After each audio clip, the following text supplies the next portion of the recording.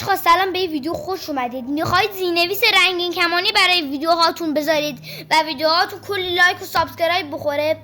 یه روش هست که میتونید برای ویدیوهاتون داخل اینشات زیرنویس رنگین کمانی و کلی زیرنویس خفن بذارید.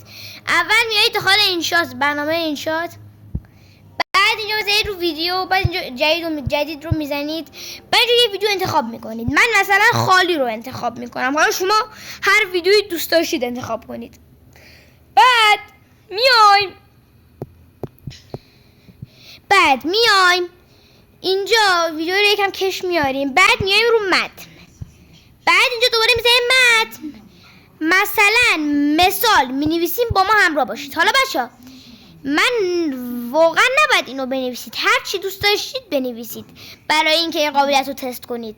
من نمیگم فقط باید با ما همراه باشید و بنویسید، هر چی خواستید بنویسید. بعد اینجا بچه روی این اونجا رو میبینید، میذارید روش، بعد اینجا این همه زیرنویس رو میبینید، مثلا این ارور اینطوری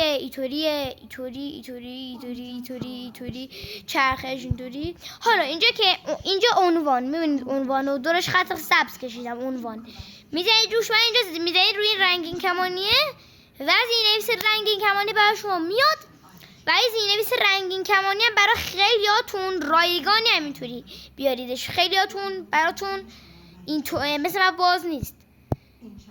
من که نسخه پیشرفته رو نخریدم، ولی برای بیشترتون ممکنه این چی که الان براتون میارم باز نباشه، قفل باشه و نیاز به خریدن نسخه پیشرفته باشه. برای من یه بازه فعلا.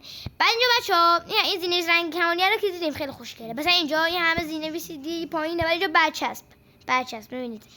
اینجا بچه‌ها برچسب، این قلم چیه؟ بعد اینجا زیرنویس‌های با زیرنویس‌های دیگه، بعد اینجا هم ویژه و چندین چیز دیگه. بچه‌ها بای تا ویدیو بعدی و آموزش‌های بعدی. خدا حافظ شما.